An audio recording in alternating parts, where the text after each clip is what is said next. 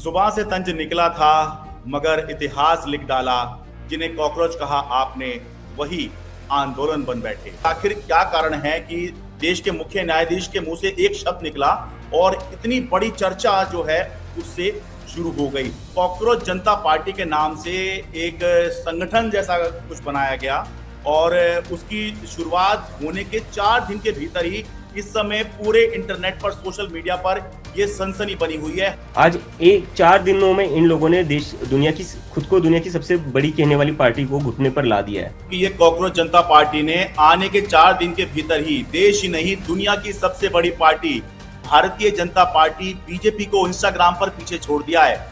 चाहे आम आदमी पार्टी हो, कांग्रेस हो, समाजवादी पार्टी हो, टीएमसी हो, ये कितने सालों से राजनीति में, किसी को इतना सपोर्ट मिला है? कॉकरोच जनता पार्टी को मिला है। क्यों मिला है? क्योंकि लोग चाहते हैं। 4 दिन में 93 लाख लोग कह रहे हैं कि हम बीजेपी को सपोर्ट नहीं करते, हम कॉकरोच जनता पार्टी को सपोर्ट करते हैं। ये बहुत बड़ी बात है। ये लोग सच में इस चीज को बहुत बड़ा बनाना चाहते हैं और मैं बता रहा हूँ ये चीज बहुत बड़ी बनेगी।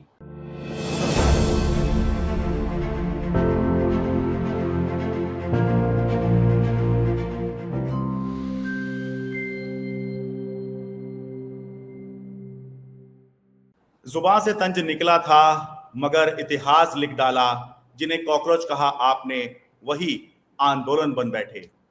नमस्कार, मैं हूं शरद शर्मा। आप देख रहे हैं शरद शर्मा ऑन ग्राउंड।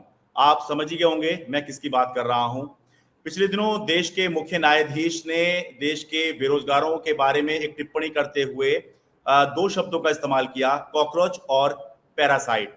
अब उसके बाद हालांकि उन्होंने सफाई भी दी। उन्होंने ये कहा कि मेरे बयान को गलत तरीके से लिया गया है, गलत तरीके से पेश किया गया है, लेकिन इससे जो है देश का युवा, वो उसके अंदर कितनी फ्रस्ट्रेशन थी या इरिटेशन थी या कितनी हताशा थी, ये तब निकल के सामने आया जब कॉकरोच जनता पार्टी के नाम से एक संगठन जैसा कुछ बनाया गया और उसकी शुरुआत होने के 4 दिन के भीतर ही इस समय पूरे इंटरनेट पर, सोशल मीडिया पर यह सनसनी बनी हुई है। हर कोई इसके बारे में बात कर रहा है क्योंकि इंस्टाग्राम, जो कि युवाओं का सबसे पसंदीदा प्लेटफॉर्म है, 4 दिन के भीतर आते के साथ ही इस कॉकरोच जनता पार्टी नाम के एक इस संगठन ने, जिस समय मैं रिकॉर्डिंग कर रहा हूं, 93 लाख फॉलोअर इसके हो गए हैं। तो भाई जब इतने सारे लोग इसके बारे में बात कर रहे हैं तो हमें इसके बारे में जरूर बात करनी चाहिए और देखना चाहिए, बात करके समझना चाहिए कि आखिर क्या कारण है कि देश के मुख्य न्यायाधीश के मुंह से एक शब्द निकला और इतनी बड़ी चर्चा जो है उससे शुरू हो गई। और ये जो कॉकरोच जनता पार्टी जिसने बनाई, आज उन्हीं से हम बात करते हैं। अभिजीत डिपके हैं। अभिजीत, बहुत बहुत स्वागत है आपका। थैंक यू शरद, मुझे बुलाने के लिए अपने प्लेटफॉर्म पर।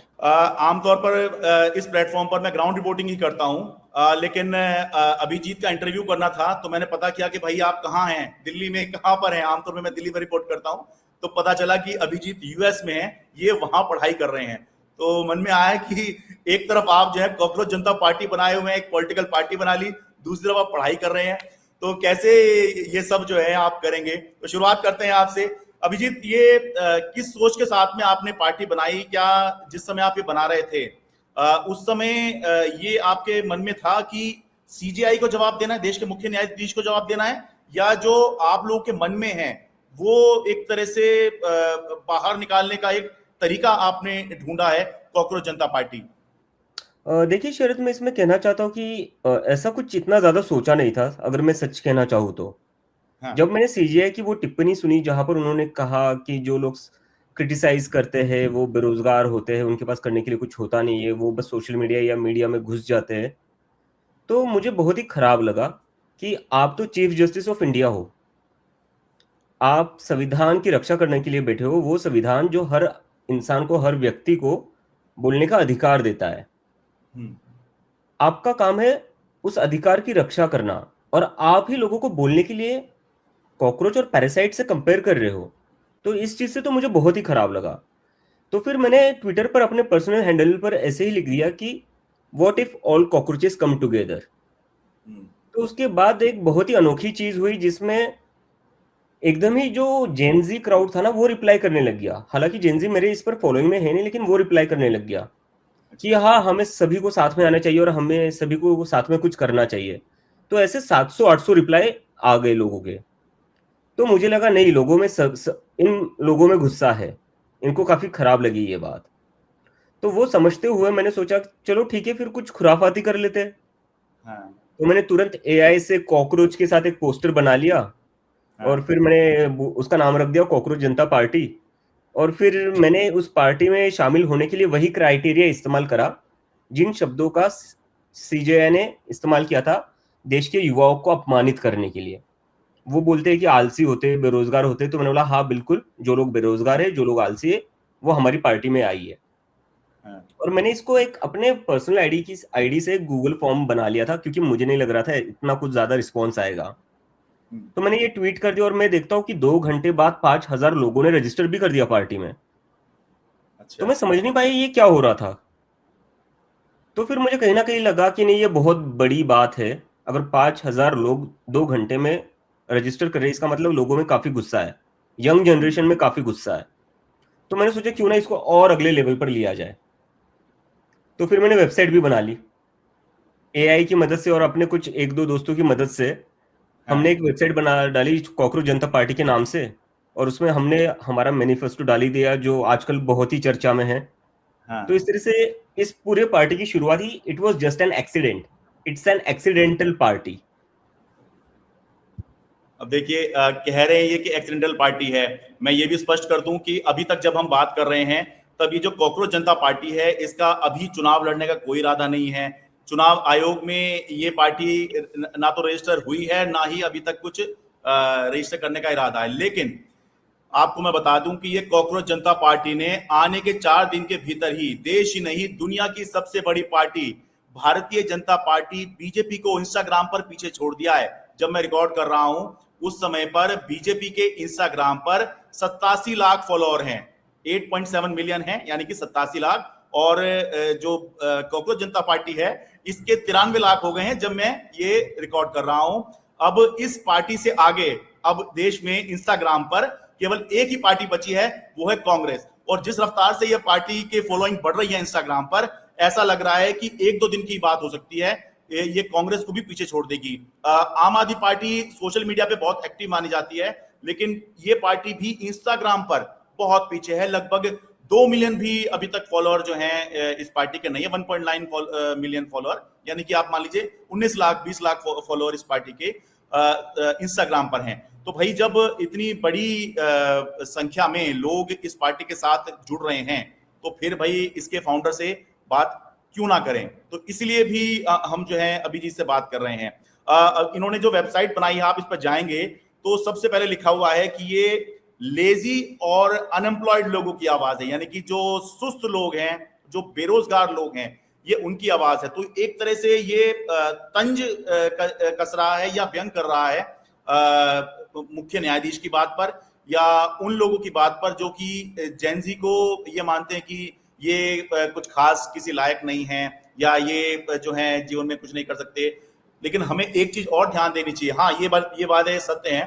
अभिजीत, आप भी ध्यान देंगे, हर दौर, जब जिस दौर में मतलब हम अपने से पहले का दौर देखते थे, हमारे माँ बाप जो है, हमारे दादा दादी जो पहले का दौर देखते थे, हर नई जनरेशन के बारे में यही बात की जाती है। हर जनरेशन अपने आप में कुछ नया लेके आती है, कुछ अलग होता है। तो उसके बारे में यही कहा जाता है, अरे ये आजकल के बच्चे हैं, अरे ये क्या ये बात जाने, अरे जमाना तो पहले का हुआ करता था। अरे हर जमाना ऐसे ही होता है, जमाना बदलता रहता है। बिल्कुल। अभिजीत, ये आपने वेबसाइट बनाई है, तो इसका मैं बता दूं, जैसे आपने कहा ये बहुत चर्चा में है, क्योंकि इसमें आपने इस तरह की चीजें कह दी हैं कि भाई एलिजिबिलिटी क्या होगी, मैनिफेस्टो क्या होगा। इसमें जो मैनिफेस्टो है वो ये कहता है कि अगर कॉकरोच जनता पार्टी सत्ता में आती है, तो देश का कोई भी मुख्य न्यायाधीश, उसको राज्यसभा की सीट नहीं दी जाएगी। आप समझ जाइए ये कहां पर बात हो रही है, किसके बारे में बात हो रही है। ये भी बात हो रही है कि अगर किसी का भी गलत वोट कटता है, तो भाई जो सीईसी है, मुख्य चुनाव आयुक्त हैं, उनको यूएपीए में अरेस्ट किया जाएगा। महिलाओं को 33 नहीं 50% आरक्षण दिया जाएगा, ये इसमें बात की है। और वो भी इंतजार नहीं किया जाएगा कि सीटें बढ़े, ये इनका जो है ये है कि सत्ता में आए तो। और ये कहा गया है कि जितने भी ये मीडिया हाउस हैं जो कॉर्पोरेट जिनको ओन कर रहे हैं, इनको जो है इनके लाइसेंस कैंसिल होंगे, और जो गोदी मीडिया एंकर हैं, इनके बैंक अकाउंट जो है, इनकी इन्वेस्टिगेशन होगी। और आखिरी में लिखा है कि अगर कोई एमपी एमएलए डिफेक्ट करता है एक पार्टी से अलग, तो भाई उसके चुनाव लड़ने पर जो है 20 साल की रोक लगा दी जाएगी। तो अभिजीत, चुनाव आपने लड़ना नहीं है, तो ये ऐसे में ये जो आपने लिखा है कि अगर हम सत्ता में आए, सत्ता में तो आपने आना नहीं है, तो फिर इस तरह की बातों से क्या संदेश देने की कोशिश है? हम ये संदेश देने की कोशिश कर रहे हैं कि देश का जो डेमोक्रेसी है या देश की जो सिचुएशन है या सिस्टम है वो कैसा होना चाहिए। क्या देश का सिस्टम ऐसा होना चाहिए जहां पर सुप्रीम कोर्ट के जज एक रूलिंग पार्टी से राज्यसभा की सीट लेते रिटायरमेंट के बाद? हम्म। क्या होना चाहिए ऐसा सिस्टम? नहीं होना चाहिए ना। हाँ, अगर सुप्रीम कोर्ट लीगली तो हो सकता है, इथिकली गलत कहा जाता है कि इससे शक होता है, इसका मतलब आपने जरूर कुछ ना कुछ पहले सेटिंग हुई हो सकती है, क्विड देखो, प्रो बात को हो सकता लीगैलिटी है। की नहीं है, बात हाँ हाँ लीगल तो हाँ बहुत सारी चीजें होती है जो हाँ कुछ लोग आज भारतीय जनता पार्टी में शामिल हो रहे हैं, वो भी लीगली हो रहे हैं, हाँ, पर क्या वो मॉरली राइट है? बिल्कुल सही बात है। हमें मॉरली भी तो सोचना पड़ेगा ना। हम अगर लीगल में चले जाएंगे तो लीगली तो सारी चीजें जस्टिफाई कर दी जा सकती है, क्योंकि हम्म ऐसे तो 100 लॉयर होते हैं जिनका काम ही होता है हर चीज को लीगल वे में जस्टिफाई करना। बट हम्म एथिक्स और मॉरल कहाँ है? हम वो देख रहे हैं कि हमें पॉलिटिक्स में वापस से एथिक्स और मॉरलिटी लानी है। आज के दौर में वो मॉरलिटी और वो एथिक्स इंडियन पॉलिटिक्स से पूरी तरह खत्म हो चुकी है, और यह हम हर इंस्टीट्यूशन में देख रहे हैं। इलेक्शन कमीशन का एग्जांपल ले लीजिए। हमने कहा है कि इलेक्शन कमीशन को अरेस्ट कर लेना चाहिए। क्यों नहीं करना चाहिए, बताइए आप। डेमोक्रेसी का मतलब क्या होता है? डेमोक्रेसी का ये मतलब होता है कि वोटर जो है वो सरकार चुनेगा। सही बात है। बिल्कुल। आज के दौर में क्या हो रहा है जो इलेक्शन कमीशन कर रहा है? आज के दौर में ये हो रहा है कि सिस्टम तय कर रहा है कि वोटर कौन होगा। हम पूरी उल्टी डेमोक्रेसी लेकर जा रहे हैं, ये आपको समझना पड़ेगा। वोटर सरकार नहीं चुन रहा है, सरकार तय कर रही है कि वोटर कौन होगा। इससे ज्यादा खतरनाक क्या हो सकता है? और तो हम ये दिखाना चाहते हैं कि लोकतंत्र कैसा होना चाहिए, देश का सिस्टम कैसा होना चाहिए। हम सत्ता में आए ना आए वो बड़ी बात नहीं है, बात यह है कि इस देश का सिस्टम कैसा होना चाहिए। अच्छा, देश की रूलिंग पार्टी से आपकी कोई खास खुन्नस है, कुछ खास नाराजगी है क्या? देखो, मेरी खास खुन्नस है, नाराजगी तो ऐसी है नहीं, मेरी कोई पर्सनल दुश्मनी तो है नहीं, मैं किसी को जानता नहीं हूँ, किसी को पहचानता नहीं हूँ, कभी मिला नहीं हूँ। लेकिन मैं ये देख रहा हूँ कि पिछले 10-12 साल में इस देश में हुआ क्या है। हम्म कौन सी ऐसी चीज है जो अच्छी हुई है इस देश में? स्मार्ट सिटी आप लेकर आए थे, आपने बोला था आप स्मार्ट सिटी कर दोगे, स्मार्ट सिटी कर दोगे। मुझे एक स्मार्ट सिटी बता दीजिए आज जो देश में हर जगह कूड़े के ढेर लगे हुए, हर जगह सड़कों में गड्ढे हुए पड़े हैं, जिसमें लाखों लोग मर रहे हैं। क्या हो रहा है उन पर? ये स्मार्ट विजन था आपका स्मार्ट सिटी का? और उससे भी ज्यादा खराब बात यह है कि एक पॉलिटिकल नैरेटिव क्या था जब से ये पार्टी सत्ता में आई है। अगर हम देखें तो इसका सबसे बड़ा पॉलिटिकल नैरेटिव है क्या? इसका सबसे बड़ा पॉलिटिकल नैरेटिव है हिंदू और मुसलमान। ये हिंदू और मुसलमान से देश कैसे अच्छा हो रहा है, लोगों की जिंदगी कैसे बेहतर हो रही है, युवाओं को रोजगार कैसे मिल रहा है युवाओं को रोजगार। अगर हिंदू मुसलमान की बात करने से युवाओं को रोजगार मिलता है तो करिए हिंदू हिंदू मुसलमान। पर क्या मिल रहा है रोजगार? मैं अभी 2 साल से यूएसए में रह रहा हूँ, हाँ। और यहाँ पर मैं बॉस्टन यूनिवर्सिटी में पढ़ता था। यहाँ का जो बच्चा है वो बच्चा भी यही बात करता है कि एआई में क्या हो रहा है, सेमीकंडक्टर कैपेसिटी में क्या हो रहा है, रिन्यूएबल एनर्जी की बात कर रहा है। और ये आपको बस स्टूडेंट्स में दिखेगा, यहाँ की आम जनता अभी वही बात करती है, हम्म क्योंकि पॉलिटिकल नैरेटिव वही है, क्योंकि यहाँ का सिस्टम उन चीजों पर फोकस्ड है कि हम कैसे एआई में डोमिनेट कर सके, हम कैसे सेमीकंडक्टर में डोमिनेट कर सके, और कैसे हम रिन्यूएबल क्लीन एनर्जी में पूरी तरह 100% चल सके। और हमारे यहाँ क्या चलती है? आम आम जनता भी क्या किन चीजों पर बात करती है?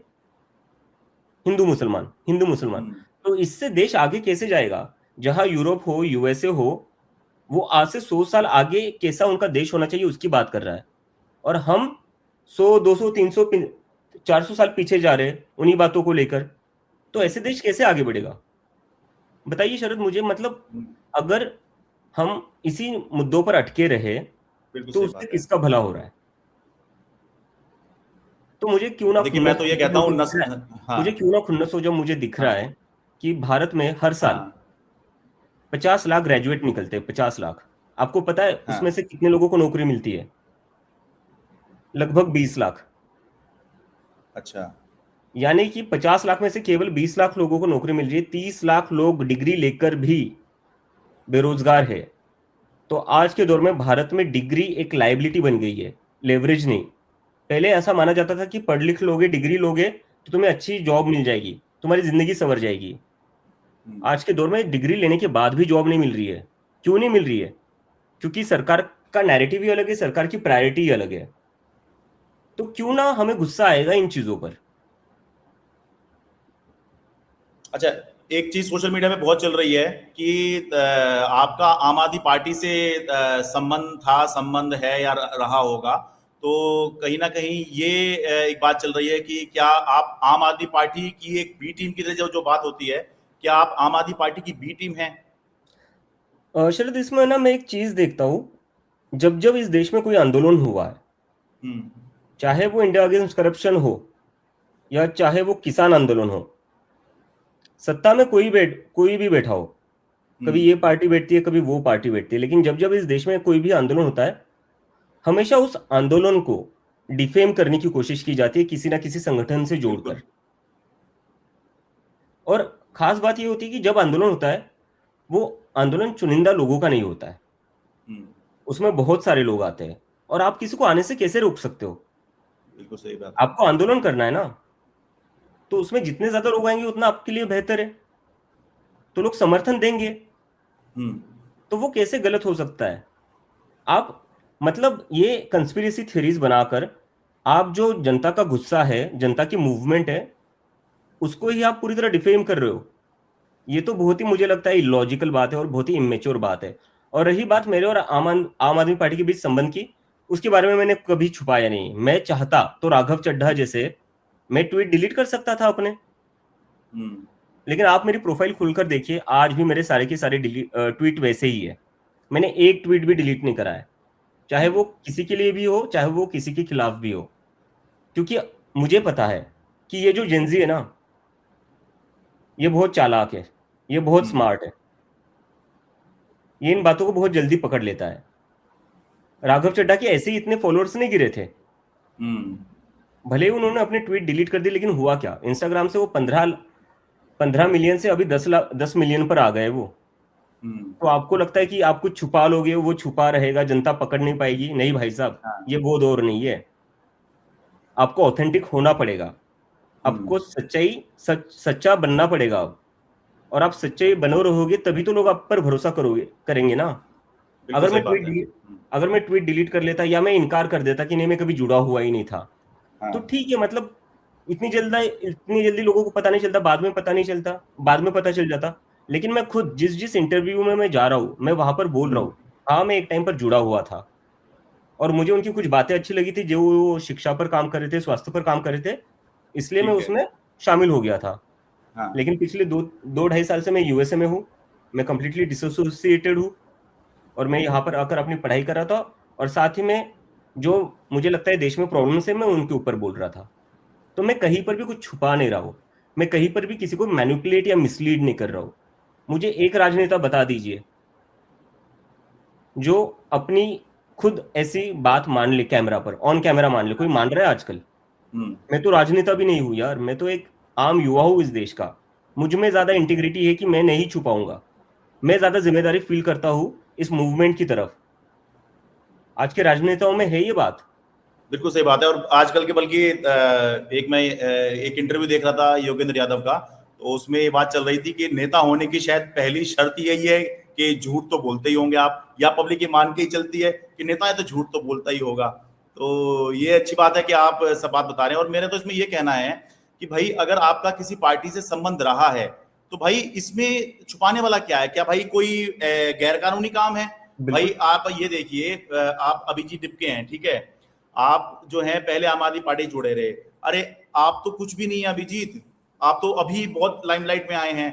शुभेंदु अधिकारी ये तो टीएमसी में हुआ करते थे, जो पश्चिम बंगाल के मुख्यमंत्री अब बने हैं। ये तृणमूल कांग्रेस में हुआ करते थे और उसके बाद में बीजेपी में आए, आज ये मुख्यमंत्री हैं। तो भाई क्या इनके बारे में क्या कहेंगे?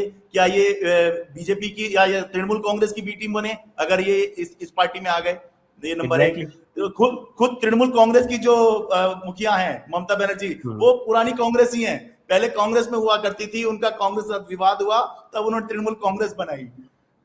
ये आपने ठीक बहुत है। सही चीज बोली। और हम इसी ट्रेंड को तो देखें तो देखा जाए तो आधी से ज्यादा भाजपा तो वो दूसरी पार्टियों के लोगों को लाकर ही बनाई गई है। इनके आधे हाँ मिनिस्टर, हाँ। आधे एमपीज सारी दूसरी पार्टियों से आए हुए हैं। तो ये मुझ पर किस मुंह से आरोप लगा रहे हैं? मैं तो सच्चाई बता रहा हूँ, लोगों को खुद बता रहा हूँ। हाँ। और एक आपने एक और बड़ी सही बात की जिसमें मैं सहमत हूं, क्योंकि मैं इंडिया अगेंस्ट करप्शन अन्ना आंदोलन जो था, अन्ना आंदोलन 2011 वाला, उसको मैंने कवर किया।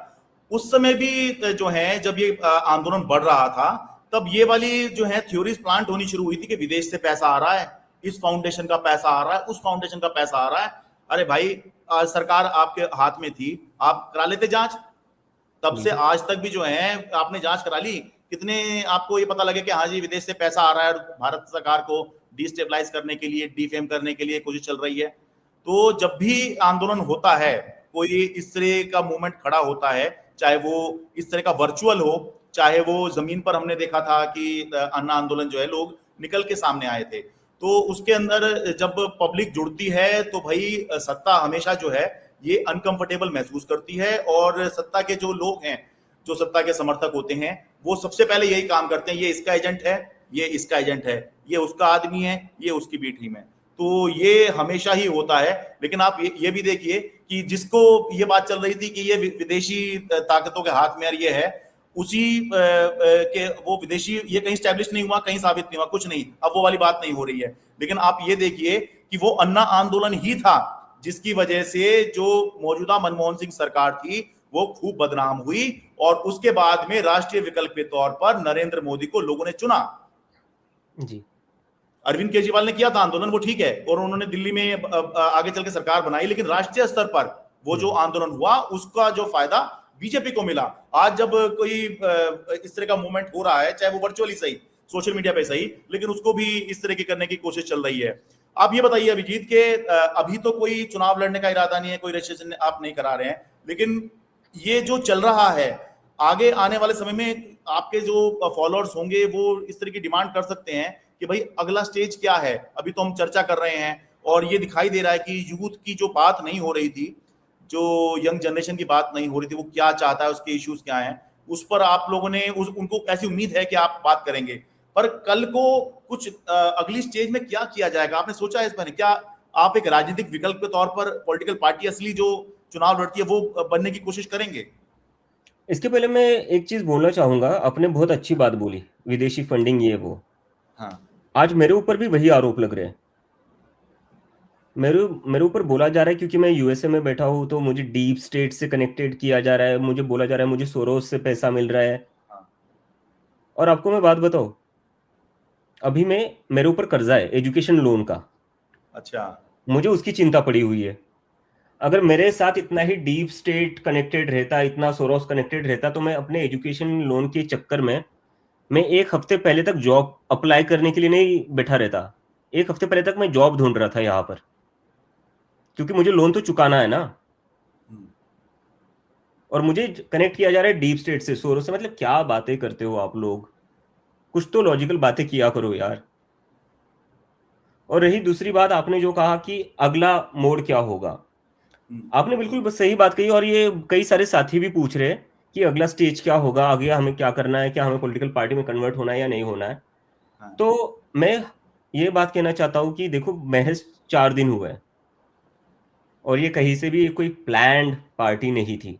This is an accidental party. 4 दिन मुझे पहले कोई बोलता कि तुम कुछ ऐसा शुरू करोगे और इस पर 90 लाख लोग जुड़ जाएंगे, मैं खुद हंसता इस बात पर। लेकिन आज जुड़ गए 90 लाख लोग। तो 4 दिन पहले की जो स्थिति थी वो आज से अलग है। आज की जो स्थिति है वो कल से अलग होगी। तो इस आंदोलन को अब कहाँ लेकर जाना है वो हम तय कर रहे हैं, based on the responses we are getting. अभी हम एक चीज करने वाले हैं कि हम एक फॉर्म जनरेट करने वाले हैं, और वो अच्छा। फॉर्म हम सभी को भेजने वाले हैं। हम सजेशंस लेने वाले हैं जेनजी की। देखो, जेनजी की दिक्कत क्या है। चलो मैं बोल दूं पार्टी लॉन्च कर देते, मैं बोल देता हूँ इलेक्शन लड़ लेते, उससे क्या होगा? फिर तो मैं वही राजनेता बन जाऊंगा जो अपने हम्म। मन से डिसीजन ले लेता है और दूसरों पर थोप देता है। और इस जेनजी की वही तो सबसे बड़ी उनको प्रॉब्लम यही तो है ना। हमसे कोई पूछता ही नहीं कि करना क्या चाहिए, हमारी कोई सुनता ही नहीं है। तो मैं वो गलती नहीं दोहराना चाहता जो ऑलरेडी पॉलिटिकल पार्टीज कर चुकी है।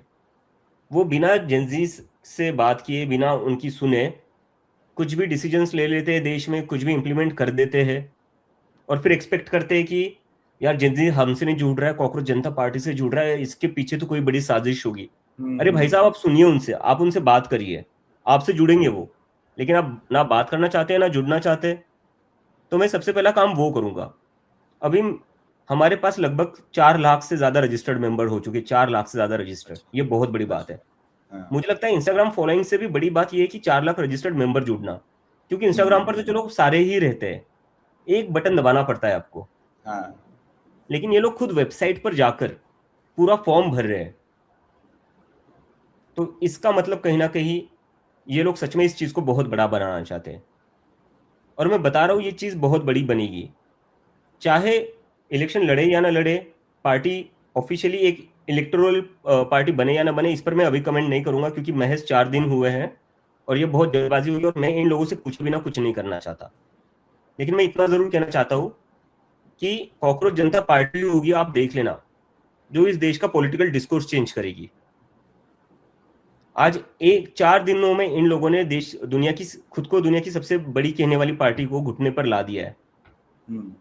किसी ने सोचा था आज से पहले? मतलब चाहे आम आदमी पार्टी हो, कांग्रेस हो, समाजवादी पार्टी हो, टीएमसी हो, ये कितने सालों से राजनीति में, बिल्कुल किसी को इतना सपोर्ट मिला है? कॉकरोच जनता पार्टी को मिला है। क्यों मिला है? क्योंकि लोग चाहते हैं, और जब लोग मन बना लेते हैं ना, तो बदलाव आता है। वैसे ही जेंजी ने मन बना लिया है।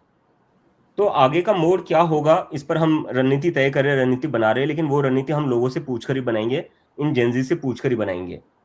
लेकिन अकाउंटेबिलिटी फिक्स करना अभी ये हमारी सबसे बड़ी जिम्मेदारी है, जो हम आज के टाइम में कर सकते हैं, क्योंकि ये सरकार अकाउंटेबल नहीं है।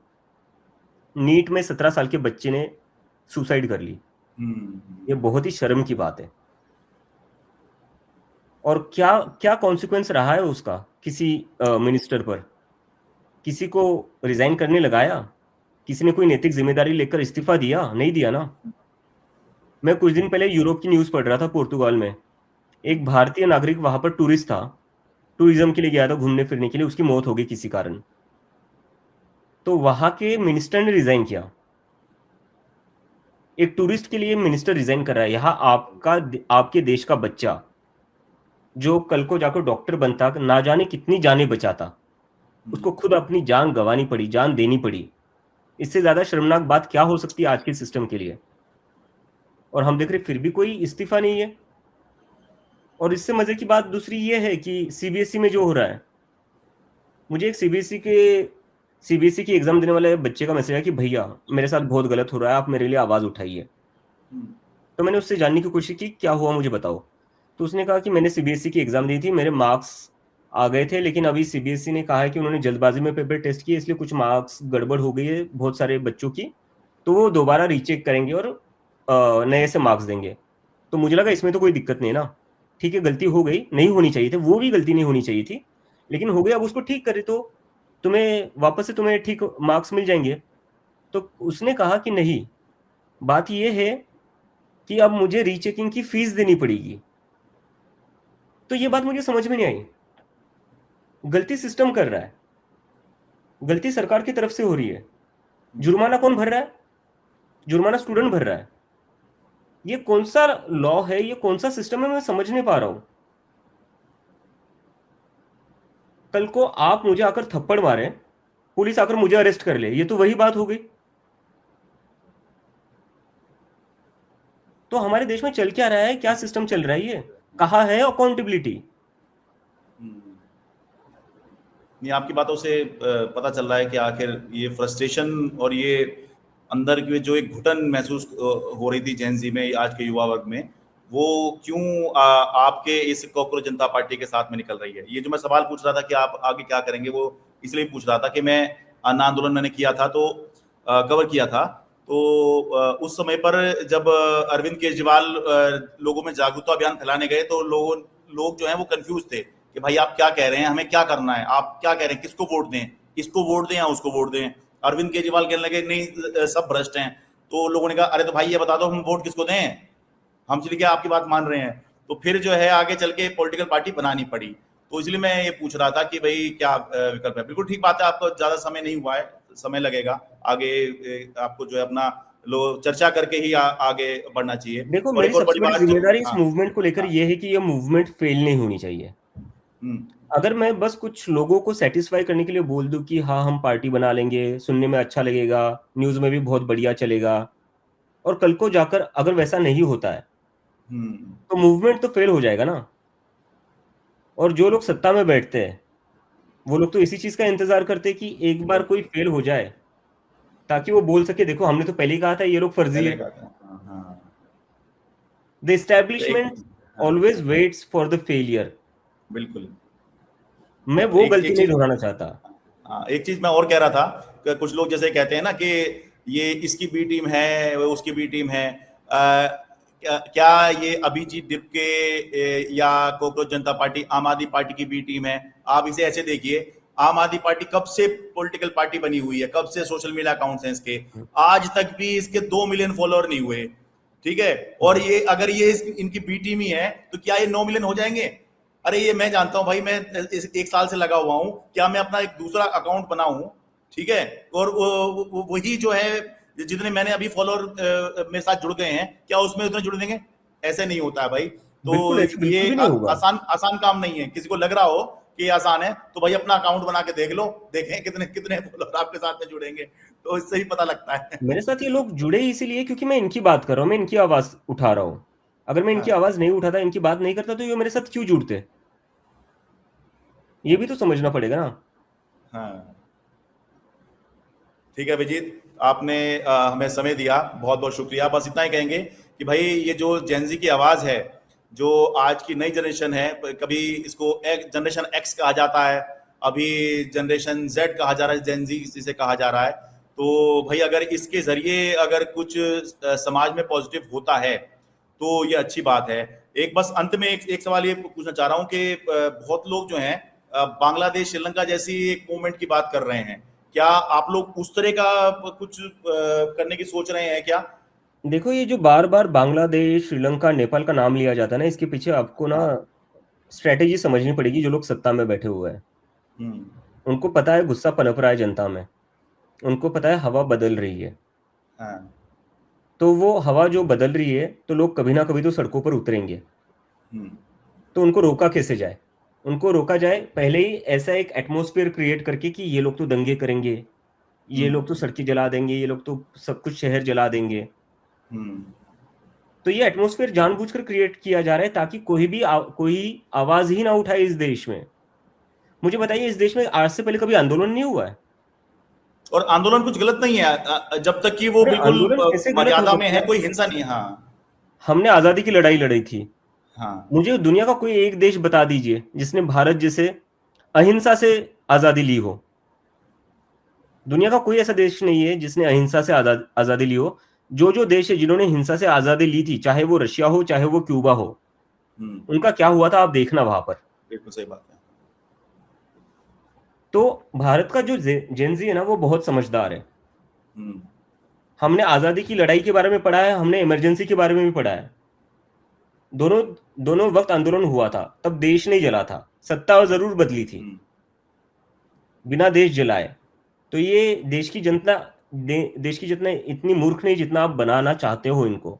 इसलिए महात्मा गांधी, आपने जो कहा ना, महात्मा गांधी भी इसीलिए ये बात कहा करते थे कि हिंसा से हिंसा ही पैदा होती है, बिल्कुल। बदले से बदला ही पैदा होता है। इसलिए वो अहिंसा की बात करते थे। कुछ लोग आज उनका बहुत मजाक उड़ाते हैं महात्मा गांधी का, बड़ा लेकिन मुश्किल काम है जो जो उन्होंने उन्होंने किया है ना। जो, हाँ बड़ा मुश्किल काम है क्योंकि कुछ लोगों ने आसान तरीका अपनाया है हिंसा का, लेकिन उसके बाद उन देशों का हाल क्या हुआ? क्या वहां पर लोकतंत्र बना?